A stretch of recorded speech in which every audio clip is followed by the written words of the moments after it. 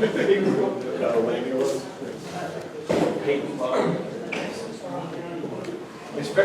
very interesting. I have an aunt that lives in Van, Texas. So as a young boy growing up, I drove through Grand Saline probably about once a month to go to my aunt's house, and I always looked over at that salt mine. And I was always just fascinated that people worked under the ground. That there were people that made a living off that spot that it went down and had tunnels that just totally fascinated me. So when Lanny called and said, "Hey, I've got a program for you," I said, "Well, what is it?" He told me. I was like, "Oh, I want it. I've just been excited thinking about it. I want to welcome Mr. Rex White to come and give our program today from Morton Salt Mine." Thank you. Hey, John, right there in front of him. You want to tout his horn? Oh, you want me to touch your horn? Hurry. Oh, sure, boy. Yeah, I'll roll it out. All right, let me get the glasses out now.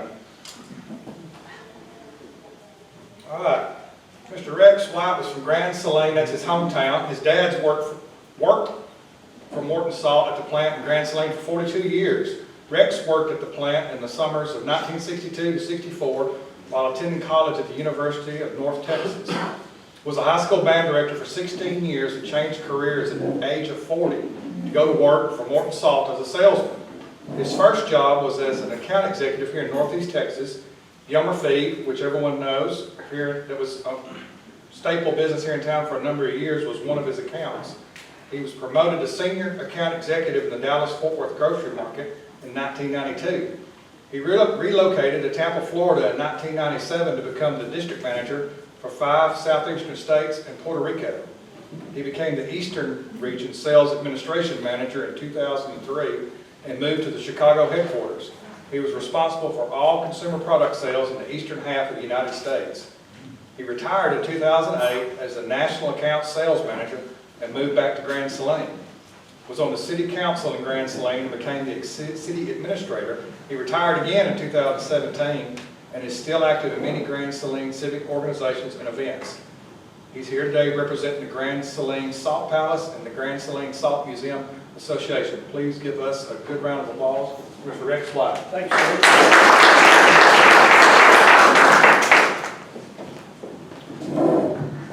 I have a PowerPoint presentation I'm going to use to open the program, so I'm going to stand over the computer to do that. But I want to thank you for inviting me to be here, for Lanny contacting me. You didn't know it was going to be me, you just wanted to hear about Morton Salt. And I'm not officially representing Morton Salt anymore because, as John said, I've been retired now again for 10 years. You know, if you've been retired more than once, that makes you retarded. And you also lose all your hair, so that's a bad problem as well. But it is a pleasure to be here. It's always good to talk about Morton Salt and to talk about my hometown, Grand Saline. So let's start with the PowerPoint presentation, and we'll run through these slides. This is just an overview of the salt business. We have a variety of products that are manufactured in Grand Saline, including water softening salt. The ice melting salt that you see down there in the lower right-hand corner is not manufactured in Grand Saline, but it's a huge product for Morton Salt throughout the nation. Morton Salt began in 1848 in Chicago under the name of Richmond Salt Company. Joy Morton bought it soon after that and changed the name to Morton Salt. In 1910, it became the Morton Salt Company. The Umbrella Girl history is interesting. She was created in 1914. She's been redecorated 6 times. That last one out there is not really a redecoration. The 1968 one, they just kind of redid the graphics. In 1968, it wasn't very clean looking. So some graphic designer in the office decided to change her look just a bit. So a lot of people that I've met through the years have said, well, my aunt was the original model for the Morton Salt Company, or my grandmother, or somebody like that. But there was no model. She's the figment of some ad agency's imagination. And she was created to illustrate when it rains, it pours. The umbrella came as a part of that. The salt pouring out of the can behind her came as a part of that. And when it rains, it pours was created because Morton was the first company to add sodium silicoaluminate to a can of salt to keep it from sticking together when it gets wet. Also, it's very uniform in size, and the uniformity of the crystal keeps it from getting hard as well. So through the years, she's been changed to look differently, and she still exists today. I brought out one of my old salesman shirts for the occasion today. I don't wear a Morton Salt shirt every day, but I do wear a Morton Salt cap quite a bit of the time. So the Umbrella Girl has been an important logo and an important icon for Morton Salt since 1914. In 2009, a company from Germany called K+S bought Morton Salt, and we are now a part of the K+S companies. It's the largest salt producer in the world, and one of the world's leading suppliers of standard and specialty fertilizers. They were into potash. They own potash mines in Canada. Actually, they've acquired those since they bought Morton Salt. Morton Salt owns the Canadian salt company, which is Windsor Salt, and many of the Windsor Salt products are actually manufactured in Grand Saline. We'll see that in just a minute. Morton Salt has 22 facilities across North America. There's the ones in Canada and the ones in the United States. Grand Saline, you can't see all the little icons, but Grand Saline's unique because it produces evaporated salt and has a salt mine. Many of our plants produce only evaporated salt by the same process that we produce it in Grand Saline, but they don't have a mine, and nobody has a mine like the one in Grand Saline because the salt in the dome in Grand Saline is 96% pure sodium chloride. The salt comes from the salt deposits up north are have things in them that are not sodium chloride, and they're also not white. So a lot of the salt up north is gray when it comes out of the ground. There's all the salt deposits in the United States. Salt is not imported or exported. Every continent on the earth has a salt deposit, and they all have their own sources of salt. So it's a very interesting mineral, a natural mineral. Scientists will tell us that the salt domes were created in, 250 million years ago or something like that. If you're a creationist, you just believe that God created them. They're just there. And they're a necessary nutrient, salt is, for both man and animals. And it is available, as I said, in all parts of the world for nutritional purposes. The first type of the collection method for salt was solar salt.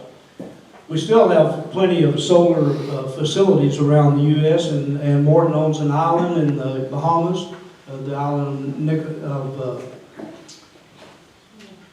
can't think of the name of it. But anyway, it's one of the islands in the Bahamas, and all it does is produce solar salt. That's sea salt, we might say, but it's a little different from sea salt. This one that you're looking at, the picture, is actually Utah. We have a facility outside of Salt Lake City, and the salt that's natural up there is brought to the surface, put out into ponds. The sun and wind evaporate the water out of it, and what's left is salt. And they harvest it with those harvesting machines that you're looking at right there. Various methods of harvesting solar salt throughout the world, but it's still a very important source of salt for many, many uses. The rock salt mining method, that mine that you're looking at right there is not the Grand Saline mine. That's actually the mine that's out of Manistee, Michigan. Do you know what country is directly south of Detroit? Canada. And that mine is right next to Canada. As a matter of fact, there's a Canadian salt mine right next to it that we own called Pugwash. And both of those have salt that's back out under Lake Erie. So that mine you're looking at right there is actually under one of the Great Lakes. And it's, you can see it's not very tall. The Grand Saline mine is much taller. We're going to see a picture here in a minute.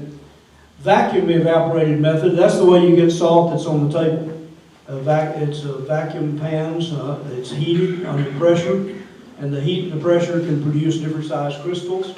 That little crystal that's in that salt shaker that's on the table, which happens to be Morton salt, by the way, those are disposable shakers made in Grand Saline. The salt that's in there is a little cube. Every particle of it is the same size cube. And every one of those cubes has a little M on it. That part's not true. But that uniformity of size is one thing that makes it when it rains, it pours. And the heat and pressure of the vacuum pans is what produces that crystal. This is the Grand Saline facility. Actually, back in 2015, it's changed quite a bit since then because new things have been added. Our safety mission, Christian Herman is now our CEO, and he is a German, and he's come to Chicago and runs all of the North American salt businesses, both in Canada and the United States. Safety is very important to us. We've never had an accident down in the mine that killed anybody. It's never had a collapse. It's very safe. We'll see more about that in just a minute. Grand Saline employs, this was 2015, I think now the count's up to about 240 employees. And it's home to 4 to 5 salt companies back through the years. When Morton bought it in 1925, it was called the Richardson Salt Works. It used to be downtown. If you're familiar with Grand Saline, you know where the Brookshire grocery store is. The salt plant used to sit right there where the Brookshire store is. The rock mine has been in operation since 1930. No one else operated the rock mine after Morton bought the company. They put in the mine. And the evap plant burned in 1948, and they moved it out to the location where the salt mine is. One interesting thing about Grand Saline production is we also produce food grade and pharmaceutical grade potassium chloride.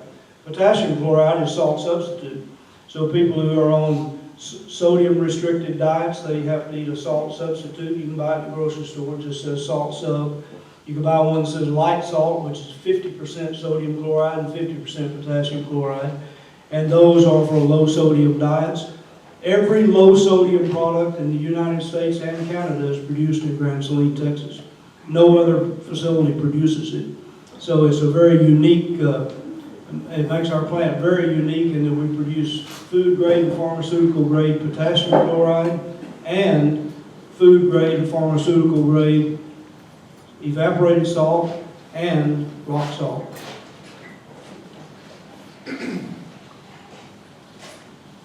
So the salt mine deposit, he says, formed 150 to 250 million years ago. I've already given you my opinion of that.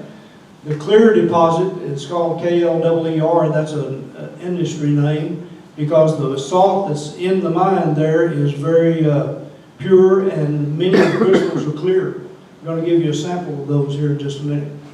The top of the dome is 200 feet below the surface. The dome's 1.5 to 2 miles wide in diameter. Currently, we're at about in 1930, the shaft went down to 550 feet. Now it's down to about 850 feet. They're mining at about 850 feet. The very high purity of the salt, 98.2 to 98.5%, runs down to really about 96 sometimes. In 2015, they were mining at 700 feet. As I said, we're about 850 feet now. Room and pillar method. There's no roof bolting, there's no kind of structure. The salt is so dense that it totally supports itself. A cubic foot of salt weighs 125 pounds. And so it has strength that does not require any kind of additional support. There are now 2 shafts. There was just one for many, many years. How many of you in here are old enough to have ever been in the salt mine on a tour? Okay, there's 3 of us that have been down at the salt mine. Yeah, Kathy asked us. She used to work there. I'll talk more about her in just a minute. They put in the second shaft primarily for emergency exits, which they never need, and to circulate air. Used to the air went down in one shaft and came out the same shaft, which was kind of tricky. But now they can circulate air throughout the entire mine. It stays about 70 degrees year-round down there. Same humidity. Things that are down in the mine, metal things, trucks and the equipment and all that, never rust as long as it's in the mine. When it comes back to the surface, rust almost immediately because of the humidity. The passages are 75 feet wide, and most of them are 80 feet tall. Some of them are just 60 feet tall. So they're as wide as a 4-lane highway. They're huge. When the plant was downtown, that was it. Morton Salt Company, right where Brookshire sits. Here are some photos of the original mine. That photo that's on the right was the original shaft, 75 feet wide and about 60 feet high. Now they're about 80 feet high. There's the mine shaft that goes down into the mine, and that's a pretty good picture of what the mine looks like there on the right-hand side. There's an undercutting method. They come to a wall that they're going to remove. They undercut it with a big old chainsaw-looking thing. They drill holes in it in a specific pattern. They pack it with nitro and diesel fuel, exactly the same bomb that was used to explode a whole bunch of terrorist things around the world. And under controlled conditions, they explode that wall. It's imploded, so it falls straight down, doesn't go anyplace else. There's a little dust involved with it, but it's not real bad. On the next day, after they've had the explosion to create the salt pile, they begin to harvest it down in the mine. We'll see a little bit more of that in just a minute. Evaporated salt is produced by salty water injected into brine wells. The brine wells, we have 4 of them in Grand Saline. We put basically fresh water down in the well, dissolve the salt, pump the brine back to the surface. Those are called injection wells. And then the brine goes into the evaporating pans in the plant to produce evaporated salt. Rock salt is just mined from underground, washed to the surface, screened, dried, all kinds of finished products from rock salt. And the KCl is the one I was telling you about before, potassium chloride. We produce round cans, iodized, those things with a star beside them, salt balance, popcorn salt, salt and pepper shakers, salt sub, all of the Windsor private label salt, the no salt products, anything that has potassium chloride in it. Grand Saline is the only plant in the world that produces them. The only one in North America that produces them for all North American markets. We also produce pellets and blocks, and the pellets are water salting salt. Evap and rock salt is bagged there, bulk rock, bulk evap. It's a good time for me to talk about David Stevenson. David and I first met 35 years ago, 1984, the year I went to work for the company. I was calling on Mr. Bill at the store. Learned a lot from Mr. Bill because he was a difficult, hard person to sell to. But he was very fair and very honest. And the things I learned from him I used every day as a salesman for the next 24 years. He was a very fine person to do business with. Son, maybe not so much, but he does okay. And David was, when he was hauling salt, still is the largest bulk salt carrier out of the Grand Saline plant, custom commodities. But originally, Kathy was his customer service rep. She's why I worked for Morton Salt. She was a customer service rep at the plant in Grand Saline. I had met the salespeople and all that, and so I got the job as a BAM director, becoming a salt salesman. Odd transition. But Kathy was responsible for that. She worked with David very closely.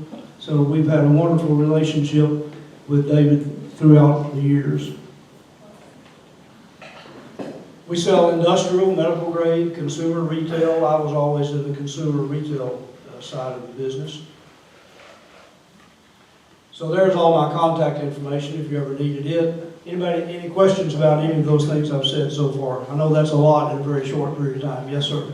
Well, what my question was when you were talking about you're the only supplier in North America, how do you use rail, or, I mean, you can't ship that many truckloads? No, a lot of rail, boxcar rail and bulk salt rail.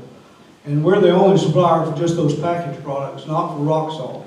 There's lots of rock salt in the United States. Most of it up north is used for ice melting. So it's produced in bulk and is not packaged. Some of it is packaged, they call it safety salt. But the Grand Saline plant sends salt pepper shakers around all of North America.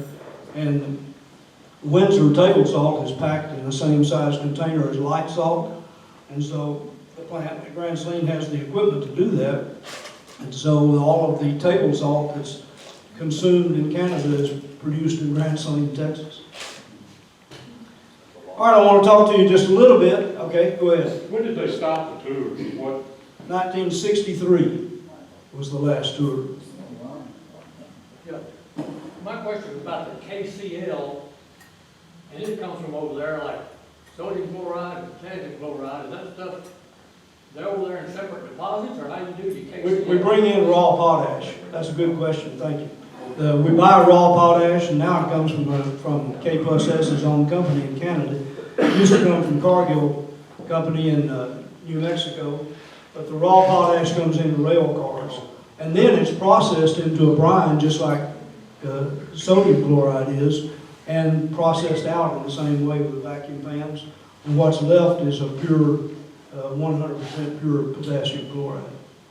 That's a great question. All right, we're in the process of developing a salt museum in Grand Saline. This is just an artist's depiction of what it might include: the Caddo Indians, the original settlers in the Grand Saline area. Obviously, salt is not mined with a pickaxe, so that's not exactly an accurate portrayal. But the Salt Museum is a project that's underway. We've been working on it for 10 years. It's a $2.1 million project. We have raised quite a bit of that money, but we also have a loan from the USDA Rural Development Program, and they're going to enable us to finish it up here pretty soon. So if anybody has an extra $1 million they'd like to contribute to that, we'd certainly appreciate any kind of donations. The feature of the Salt Museum is going to be a virtual mine tour. We first thought we were going to put a car in there and have visitors ride in the car, but we decided to make it a walking tour. And it'll have stops around in it. It'll look like you're walking through the mine. And it'll have stops around in it with videos of the mining operation and a little explanation of what's going on as you continue throughout the mine. It'll be housed in that building right there, built in 1906. It's right downtown Grand Saline. It was originally the Salt City Company, purveyor of all kinds of things from caskets to clothes. And it later became several other retail businesses, but the last owner, Mr. Darby of Darby Department Store, gave the building to the city of Grand Saline for the Salt Museum. And it's being completely remodeled and refurbished, and all of the features of the Salt Museum will be inside. And the Salt Museum is not just Grand Saline history, it's about salt in the world. And so that's where we're headed as we move forward. We're on Facebook, we've got a website, GrandSalineSaltMuseum.com, so look us up sometime. All right, let me see if I can show you a video to wind up the show, and we will just let this play until there's no more time. This is a video that we show. We have what we call the Salt Palace in Grand Saline right now. So it's right at the corner of Highway 80 and at the red light, and it's built of rock salt. The actually not built of it, it's covered in rock salt on the outside, and it has all kinds of displays about the salt operation, salt business, and it will remain there even when we open the Salt Museum downtown.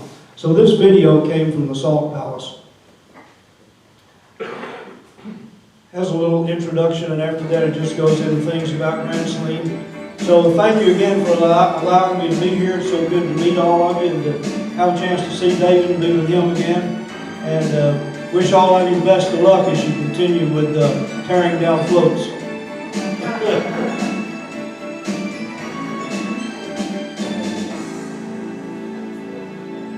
If you have a question that pops up in your mind, just ask it, and we'll talk about it while this is playing. I've got one more question over here. You see it all the time. We use it on our foods to bring out the flavor. It's even helpful when preparing our favorite summertime dessert. We use it on icy winter roads, in water purification, livestock feed, and more. It's salt, one of the world's most valuable and plentiful materials. The question is how many years of production is left in the salt dome. It's 20,000 feet deep, the salt dome is. And that's been verified by geological explorations and all that. So it's 20,000 feet deep. In 1930, they started mining at 550 feet. Today, they're mining at 850 feet. So in those years, it's gone down 300 feet. So there's plenty of salt there to supply the entire world, probably, as long as we can get it. We're not going to run out of salt in that salt dome. There's about 240 there right now. Underground, there's only about 20. Everybody else works in the processing plants. which is then gathered by mechanical harvesters. This is the oldest method of salt production and has been used since salt crystals were first found in trapped pools of seawater. But the sea is not the only source of salt in the world, which brings us here to Grand Saline, nestled in the rolling forested hills of East Texas. Sea salt has two purposes. If you buy sea salt on the grocery shelf in the grocery store, most of it came from the Mediterranean, because the salt that comes out of the ocean in the Mediterranean is much purer than the Atlantic or the Pacific. We do have sea salt that comes out of the Pacific and the Atlantic, but you don't eat it. It's used for other purposes. So if you buy Morton sea salt or any other brand of sea salt on the shelf in the grocery store, it usually came from the Mediterranean. Ours comes from Spain. The sea salt that you're seeing talked about here is used for ice control. It's used for a whole bunch of industrial applications. It's sold primarily in bulk, but it does have some packages that are sold for ice control. So it's a source of salt for tonnage-wise. Is there a difference between sea salt and other salt? Well, now you'll get me into preaching on this subject. People will tell you that you should eat sea salt because it's more healthy. It's still sodium chloride. It does have some stuff in it that came from the sea. You know, minerals and things that came from all of the stuff that grows in the sea. And it has some benefit. I wouldn't say that it doesn't have any benefit, but it's not lower sodium. You'll see ads sometimes say, eat sea salt, it has less sodium in it. No, it's because you use less of it. It's in crystals. So when you sprinkle it on, you sprinkle less on there because you can see it so much. So yeah, you probably eat less sodium, but it's not because it's anything other than sodium chloride. Yes, ma'am. Is that pink Himalayan salt from Morton also? No, we don't own that salt company, but that pink salt is, you see it primarily from the Himalayas. They talk about it for bath salts, and they talk about it for lamps and all that kind of thing. There are other deposits of pink salt, and there are other deposits of different colors of salt too, because the minerals that are in there that are not sodium chloride are not white. So it gives it that coloration. It's still sodium chloride though. Anything else? I know you gotta go, so whenever you gotta go, just tell me and I'll just Historic stop. ancestors of the Caddo Indians were the first to produce And we salt, can get up and making it a go. valuable tribal commodity, used in food preparation, trade, and other purposes. It was in July of 1839 when the first white men settled the area around Saline, following a 2-day battle with the Cherokees and other Native American bands. This part of Van Zandt County had up to that time been a part of the Cherokee Preserve. Levi Jordan was a deputy surveyor, whose brother John entered into a partnership with Alnay T. McGee, purchasing several thousand acres of land. All right, I think I'll skip over to a little of the production part of it. This is history of salt there in Grand Saline. Obviously, it's called Grand Saline because it's Grand Saline, the salt, great salt, really what it was originally. The Indians named it originally. The salt marsh in 2 large iron kettles brought from Nacogdoches. The settlement That kettle still around the sits salt in works Grand Saline. became known as Jordan Saline. In 1800, increased production and Saline, the Morton Salt Mine. The shaft was completed in 1931 at a depth of 750 feet below ground. The mining operation presently is at its 2nd level and covers about 120 acres underground. Morton operates a rock salt mining operation and an evaporative salt production operation at the This sign still says Roman Haas Company. That's the company that owned it before on cable the surface of the earth, a water. fascinating operation is taking place. Let's take a look into this rarely seen experience. Miners descend into the mine via an elevator that is counterbalanced by the skip, the device designed to The bring same the elevator we all salt went back down to the on in surface. 1963 and The lift is operated from the waste before. house, Hasn't changed. It's utilizing been a powerful rebuilt. electric winch system with a wire rope cable that lifts the skip as it lowers the elevator. A skip has a capacity of 6 tons, and there's a capability of bringing up 1 skip every 3 minutes. The winch is controlled by a modern computerized system that keeps close track of the elevator depth, speed, and braking, and emergency evacuation system. One of our hard-working Morton Safety of the miners employees. is of paramount concern. Everyone who goes underground must be trained in proper procedures for working underground, including emergency procedures and proper machine operation. The Morton mine is governed by specific federal, state, and local laws and That's the regulations. drilling that machine ensure that safety prepares the and holes quality. for the Two blasting. of these safety regulations and liability That's a concerns scaling cover machine that takes the loose salt off the roof. A little bit of it falls down, it's not really a big deal. Each employee Safety at the measure. mine is equipped with an emergency breathing apparatus and a battery-powered miner's lamp. Of course, hard hats and steel-toed boots are a requirement. Communications from the lift to the hoist house are accomplished by a set of bell signals to notify the hoist operator when there are passengers and when they are safely in the cage and ready to be lowered or So brought it's the up. same bells that have always been used. They've never changed that First, system of it is always communication. dark. 2 shorts is a start, Provided at 3 the shorts bottom is of a the shaft area, where operations are It's staged. antiquated. Miners take their lunch break and begin their work shift. Second, the weather's always perfect. Year-round temperatures stay in the upper 70s, lower 80s, depending on the surface seasons. The mine's 2 shafts provide ventilation via fans blowing air in one shaft. The trucks and all the equipment that are down the mine are completely disassembled on the surface, put into that same elevator you just looked at, carried down one piece at a time, and then reassembled down is the mine. practically non-existent. The mine in Grand Saline is designed with a room and pillar design. The salt layers run on such a way that there's no need for artificial roof bolt support in the mine. The rooms and passages are actually quite spacious, 75 feet wide and 25 to 75 feet high, and the pillars are 130 feet square. The mining of rock salt utilizes heavy machinery that was disassembled above ground, lowered into the mine piece by piece, some even cut apart, then reassembled underground, fueled up, and put to work.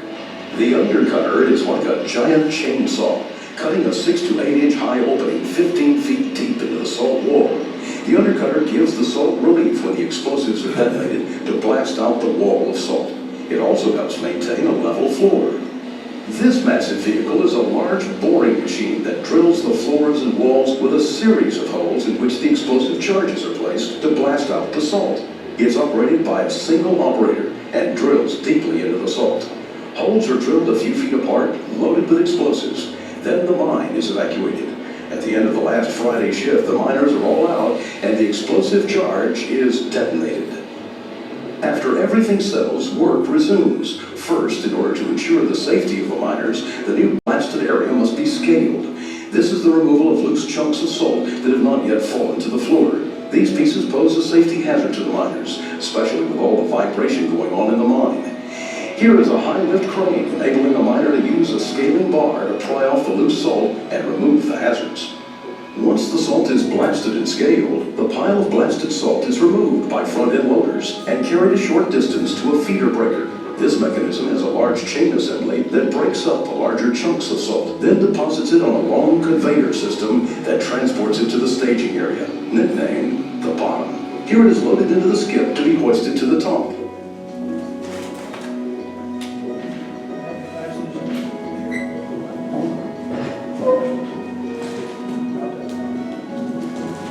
Upon reaching the storage bin above ground, the salt is again conveyed into the mill, where it is ready and packaged for shipment. The salt milling process at the Morton Salt Facility is a modern automated system, producing a variety of salt products. Rock salt from the mine is broken down to various grades for many different uses. It's packaged using high-speed automated machinery that measures, dispenses, seals. The salt crystal that's in this little handout is one of the crystals out of the plant, out of the mine, which is clear. Salt produced in the They hit a vein there down there, it's manufactured clear on salt. site. That's Salt why it's called containers clear from lime. the grocery store start out from large rolls of cardboard How's your material. all deal with tax because you can't lose. We got time for a couple more questions. The questions about the tax appraisal district, the values, the surface area over the entire mine is owned by Morton Salt. So nobody has mineral values for the salt mine. Nobody has what? Nobody has mineral values on their tax appraisal for the salt deposit. Why not? Because Morton owns the surface overall. Yeah, but that's taxed. Well, yeah, it's taxed, yeah. And so, and if you're a appraisal district like ours, they're very subjective about the value. Yeah. And how about, you've got 20,000 feet of salt, do they tax on all of it? I think they're taxed only the part that's being worked. And it's a very negotiable value. True. It's a very great value too. The plant mine's worth more than the whole rest of the Van Zandt County put together. Yeah, they got pretty decent product, we got some Yeah. windows over there, they work with you. Yeah, they work with you. They like our product. So you do packaged table salt there? Yes, right. What you're looking at right there is some of the packaged table salt being loaded. That's the salt and pepper shakers right there. Being loaded with that automated machine. That thing's actually just suctions. It sits down on top of those packages. There they are. Each of those cases right there weighs 48.5 pounds. Where do you come up with your pepper? We buy it from McCormick. It's interesting, when we first started packaging pepper out there, all the old boys in town said, "Where'd you get that pepper?" And they said, "Well, we hit a vein of it down in the mine." It comes in rail cars. Something I found ironic when I was a kid going through there was as soon as you got down into the shaft, you just tasted salt all the time. And you walking by the picnic table for the lunch, and you're still salt on the table. You walk out the driveway to your car in the parking lot, if it's going, you're gonna taste it too. Why did they quit doing it too? Liability? Yeah, the federal government, They hire lawyers. MSHA and all those things that came into play. Rick, what are the vehicles? They're diesel now.